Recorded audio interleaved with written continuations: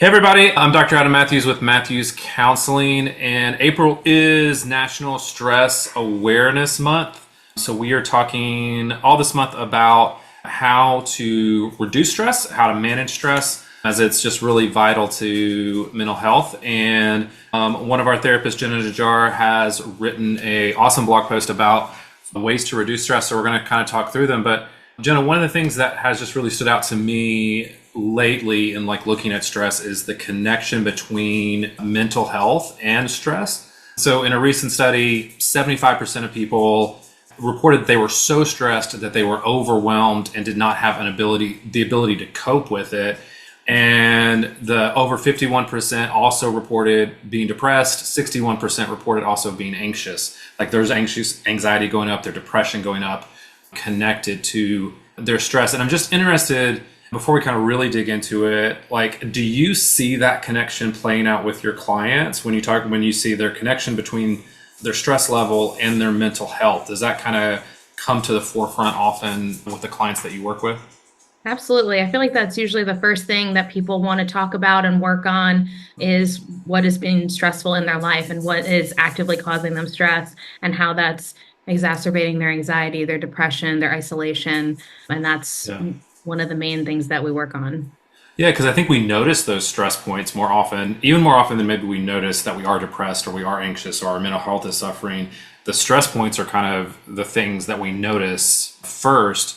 And you talk a lot about you talk in the beginning of your blog post about just what is stress. Can you kind of walk us through like when we think we know what that is, but oftentimes maybe we don't. So it's maybe helpful just to kind of talk about what we're talking about when we use the word stress. Sure. And I always think it's helpful for people to kind of understand what's happening in their bodies when they experience Mm, stressful events. It's also important to know that stressful events don't have to always be negative. They can be really yes. positive things that we're excited about, but our body Mm, experiences that as stress. And yeah. so the understanding how our body is responding to stress, so it separates the external event and our body's response to that. Yes. And so that is externally, we can say, we'll use a happy example. Getting married, that's an Yes. exciting thing that we all believe and put in the positive bucket. But how is that affecting our body? How are we experiencing that Yes. stressor?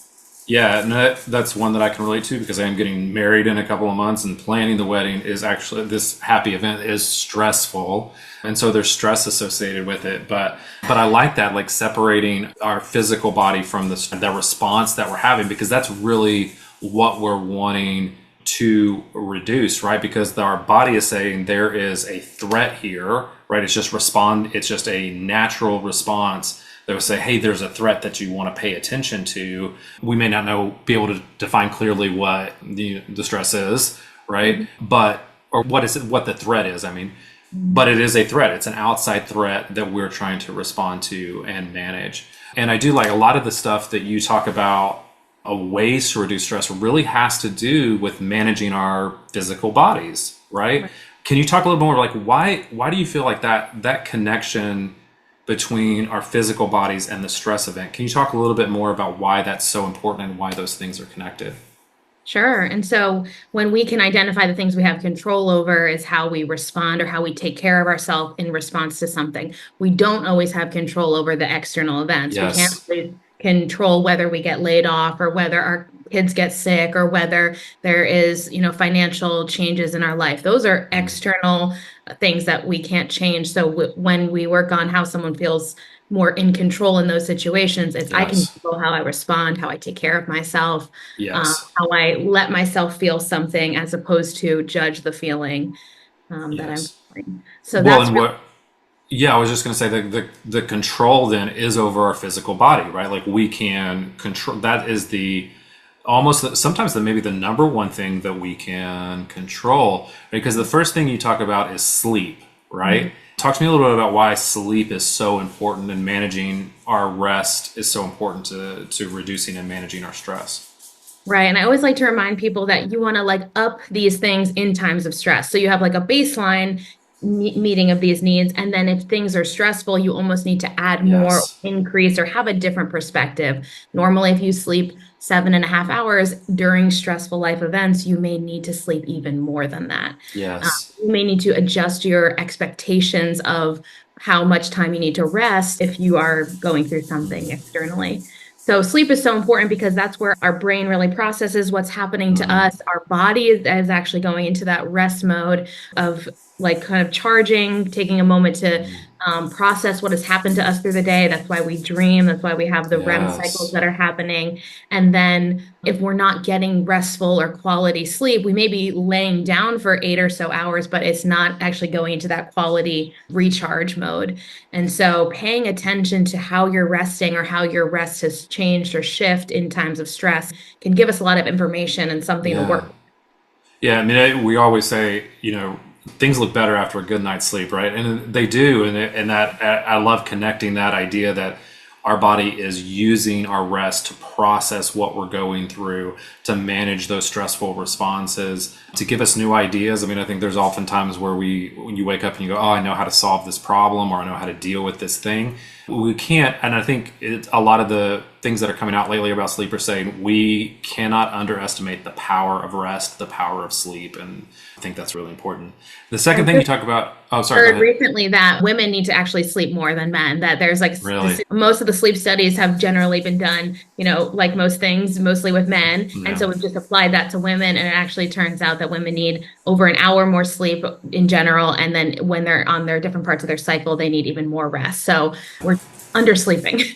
We are, I think the vast majority of people are undersleeping, right? Or at least the sleep is not the quality that it needs. Like we're not doing the things to really help our body rest or go into that. Like the idea of routine before you sleep. Like I think in times of stress, we tend to just collapse into bed, right? Rather than going through the things of even like I found lately, just the act of washing my face, like, and going through that process, the having a set thing of I brush my teeth and then I do mouthwash, then I wash my face and then things like that, and then I read for 15 minutes. Like that kind of cycle really, or routine and repetition really increases my body's response because it goes, oh, I know what we're doing now. I know what we're supposed to be doing, and is very helpful. Yeah, Also, I can't drink as much before I go to bed now, or that just disrupts everything. absolutely. The second thing you mentioned is social connection. Talk to me a little bit about social connection. Yeah, so our relationships are how we also process sleep. That's like the way we're able to, have a space we can talk about what's going on with us. We can have somebody that is walking alongside of us through that.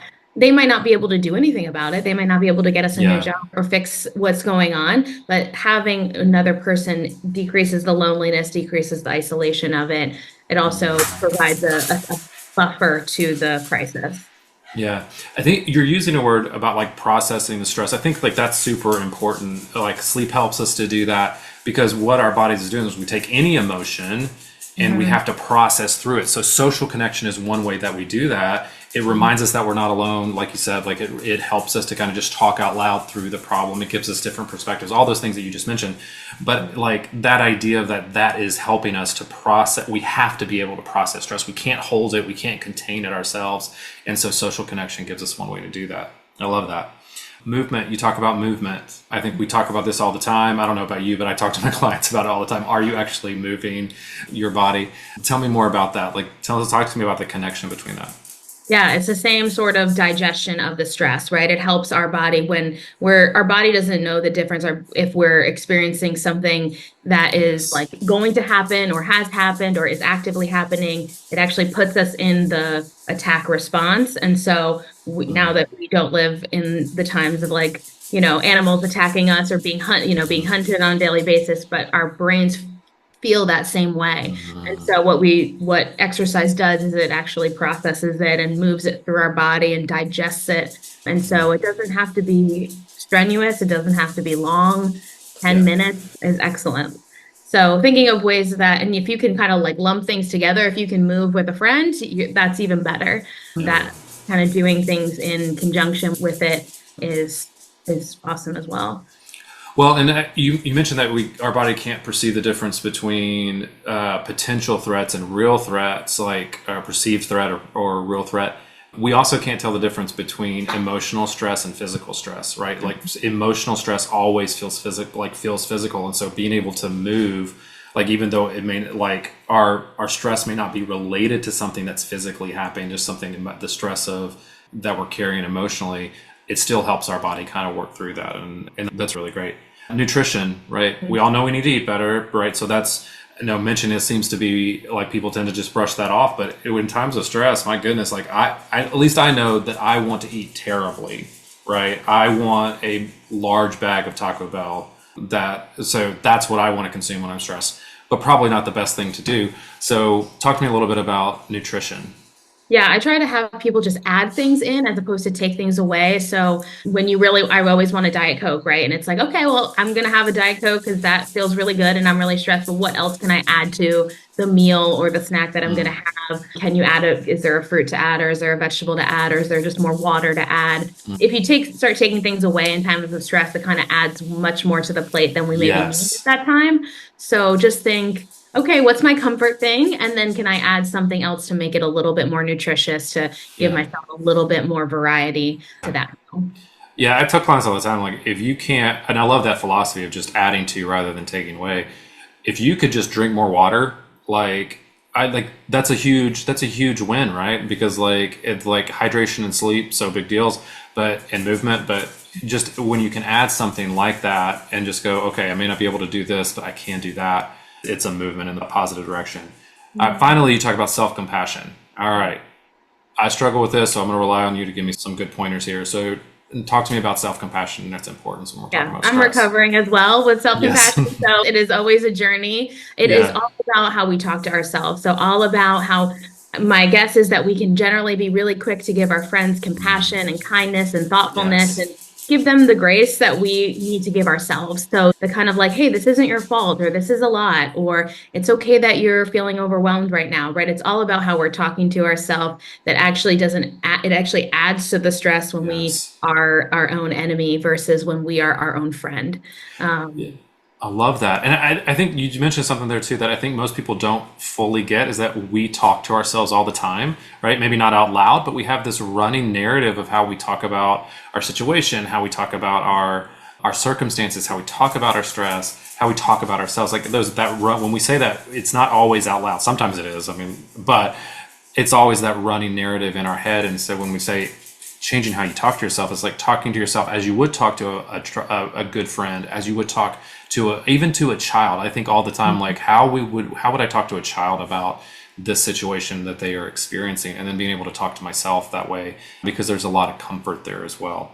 I love that. The final thing I want to just kind of focus on, Jen, is this thing that you talk about that was just clicked and was so great for me in ending the blog post, of this idea that oftentimes when we make these lists or we write these blog posts or we can give resources to people, it's a long list like this, right? But you say pick one to focus on, right? You can't maybe do all of them, but picking one. And I just want to talk, for you to just talk briefly about why is that so important, and why do we sometimes have trouble doing that, right, when we're faced with these circumstances? Yeah, our instinct is to just say life overhaul automatically, and I'm gonna update every single aspect of my life, and that's gonna be perfect, and then I'll never be stressed.